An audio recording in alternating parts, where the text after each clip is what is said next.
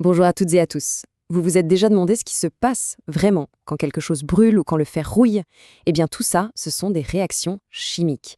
Et aujourd'hui, on va découvrir les 2 règles secrètes qui les gouvernent. Accrochez-vous, c'est parti pour un voyage au cœur de la matière.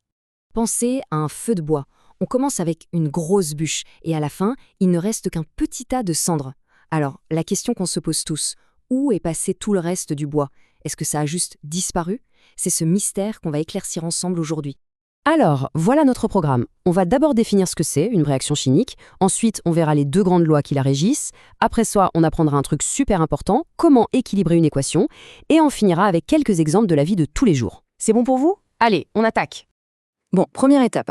C'est quoi au juste une réaction chimique? Alors, une réaction chimique, c'est tout simplement une transformation. Imaginez, on a des ingrédients de départ qu'en chimie, on appelle les réactifs. Ces réactifs vont se réorganiser et à la fin, on obtient de toutes nouvelles substances qu'on appelle les produits. Le point clé à retenir, c'est que rien ne se détruit, tout se transforme. Ok, maintenant qu'on sait ce qu'est une réaction, passons à la première règle du jeu. Une règle d'or qui s'applique absolument à toutes les réactions chimiques sans aucune exception. Et cette première loi, la voici. Pendant une réaction chimique, les atomes se conservent. Ça veut dire qu'on retrouve exactement les mêmes atomes et le même nombre de chaque atome au début et à la fin. Pensez à des briques de Lego. Vous avez une voiture en Lego. Vous la démontez et avec exactement les mêmes briques, vous construisez une maison. C'est ça une réaction chimique. Un simple réarrangement des atomes. Regardons un exemple pour que ce soit bien clair, la combustion du carbone. Avant que la réaction ne commence, on a nos fameux réactifs. Ici, c'est un atome de carbone, la bille noire, et une molécule de dioxygène qui est composée, elle, de 2 atomes d'oxygène, les 2 billes rouges. Et là, le tableau nous le prouve noir sur blanc. Faisons le compte. Côté réactif, au départ, on a un atome de carbone et 2 atomes d'oxygène. Et après la réaction, côté produit, eh bien on a toujours un atome de carbone et 2 atomes d'oxygène. Ils se sont juste attachés différemment pour former une nouvelle molécule. C'est la preuve parfaite que rien ne s'est perdu en route. Bon, si les atomes ne disparaissent pas, qu'est-ce qui se passe pour leur masse? Logiquement, elles ne devraient pas disparaître non plus, n'est-ce pas? C'est ce que nous dit la 2e grande loi qui a été formulée par un chimiste génial, Antoine Lavoisier. Lavoisier a résumé cette idée dans une phrase devenue ultra célèbre: « Rien ne se perd, rien ne se crée, tout se transforme ». Cette phrase, elle est au cœur de toute la chimie moderne. C'est le principe même de la conservation de la masse. Et cette expérience le montre de façon éclatante. Regardez, avant la réaction, on met tous les réactifs sur une balance dans un récipient bien fermé. La masse est de 435 grammes. Ensuite, on lance la réaction. Et à la fin, on regarde à nouveau la balance. Le résultat? Toujours 435 grammes. Pas 1 gramme de plus, pas 1 gramme de moins.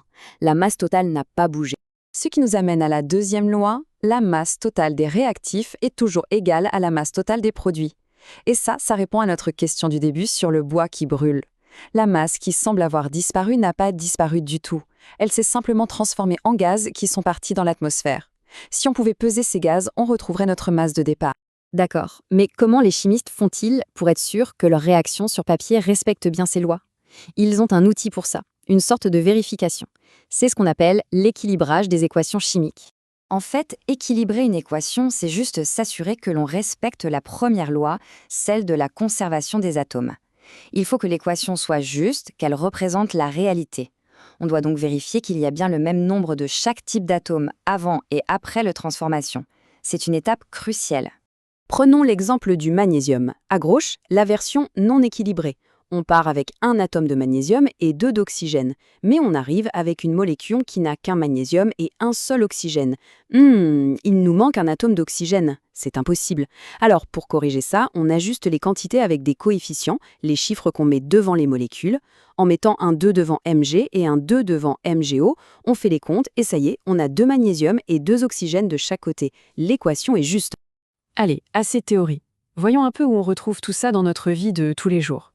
Et justement, la voilà en vrai, la combustion du magnésium qu'on vient d'équilibrer. Quand il brûle, ça produit cette lumière blanche très très intense et une sorte de poudre blanche, l'oxyde de magnésium. C'est super impressionnant à voir et pourtant, ça suit à la lettre les 2 lois qu'on vient d'étudier. Un autre exemple ultra courant, le gaz butane, celui des briquets ou des gazinières. L'acte d'allumer un briquet est tout simple, mais derrière, il y a cette équation chimique. Elle a l'air un peu plus compliquée à équilibrer, mais le principe est exactement le même.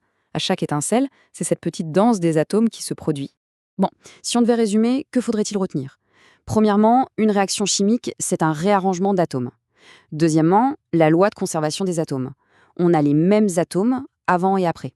Et troisièmement, la conséquence logique, la loi de conservation de la masse. La masse totale ne change pas. Et pour finir, je vous laisse avec une question pour réfléchir. On a vu que les atomes et la masse ne disparaissent pas. Mais alors, d'où vient toute l'énergie qui est libérée, comme la chaleur et la lumière d'un feu? Ça, c'est un autre chapitre passionnant de la chimie. Merci d'avoir suivi cette explication et à très bientôt.